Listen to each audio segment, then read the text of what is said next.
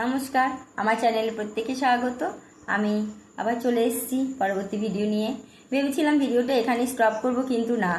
আগে যেহেতু আমি ভিডিওটা ছেড়েছি, কর্মী সহায়িকার পদ নিয়ে সরকারের কাছে আবেদন করেছি, সেই ব্যাপারে আমাদের সহায়িকা দিদিরা এক এক করে রিপ্লাই দিচ্ছে। সেই রিপ্লাই উত্তরটা আমি এখন দিচ্ছি।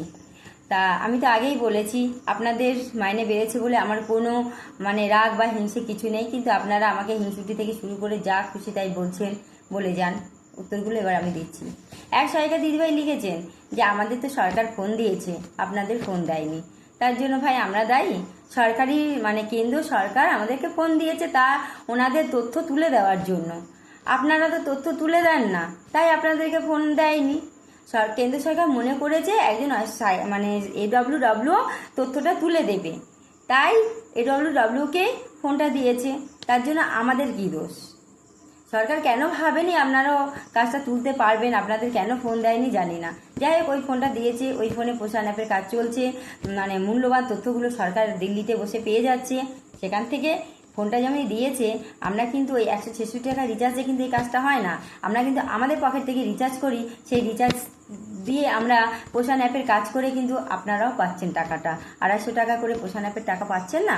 পাচ্ছেন। তাহলে এখানে কিন্তু আমরা আমাদের পকেট থেকে টাকা ঢুকিয়ে পোষণ অ্যাপের কাজ করছি, কারণ 166 টাকায় কোনো রিচার্জ হয় না।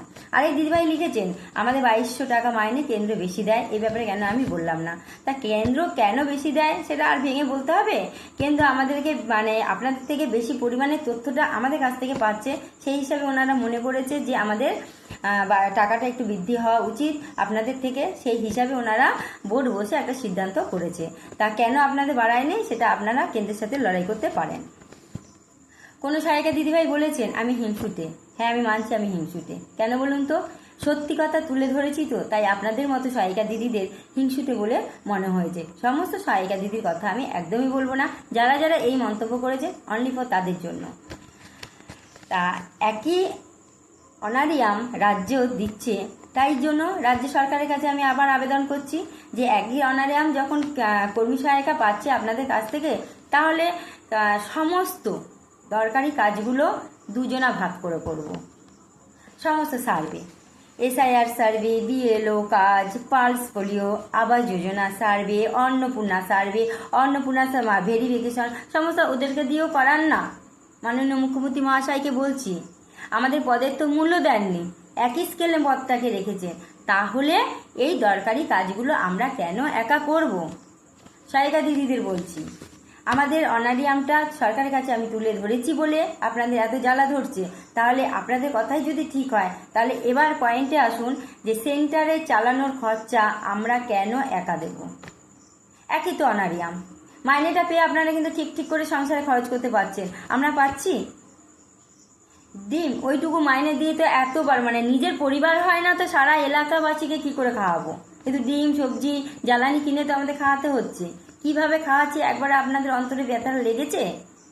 সোনার জিনিস বন্ধক দিয়ে লোন করে আমরা সেন্টারটাকে চালাচ্ছি 3 মাস। এই মাসটাও শেষ, আজকে এত তারিখ হয়ে গেল, মাসের শেষ, আমরা বিল পাইনি।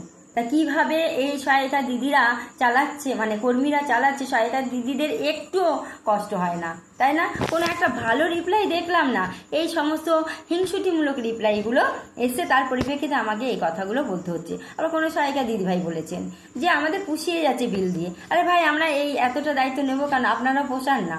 সমস্ত সেন্টারে খরচা অর্ধেক দিন দিয়ে বিলটা আপনারা সেই 3-4 মাস বাদে পাবেন, সেটা নিন। দেখুন তখন কিরকম কষ্ট লাগে, কিরকম জ্বালা লাগে। আমাদের হাজবেন্ডের সাথে রোজ ঝগড়া লেগে যাচ্ছে টাকা চাইতে গেলে।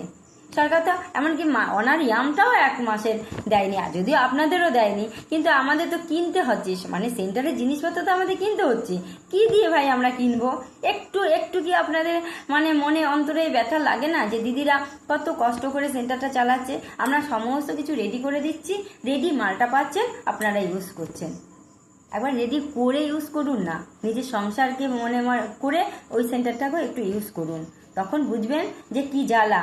মাসের পর মাস সেন্টারে সরকারের কাছে টাকাগুলো পড়ে থাকে, সরকারও দেখছে না আর পাবলিকও দেখছে। হ্যাঁ, ওনার দিদিমণিরা বিশাল নিয়ে নিচ্ছে, তার সাথে সাথে আপনারা একই ডিপার্টমেন্টে কাজ করে এই ধরনের মুখু মন্তব্যগুলো করে বদনাম ছড়াচ্ছেন। এটা জানেন না উপরের দিকে থুতু ফেললে নিচের গায়েতে থুতুটা এসে পড়ে? আর কি বলবো বলুন? আরেক দিদিভাই লিখেছেন আপনি সারাক্ষণ ফোন নিয়ে বসে থাকেন, পোষানের কাজগুলো মন দিয়ে করুন। তাই সেই সহায়িকা দিদিকে বলছি, আরে ভাই সহায়িকা দিদি ভাই, পোষানের কাজ কি সারাদিন করব?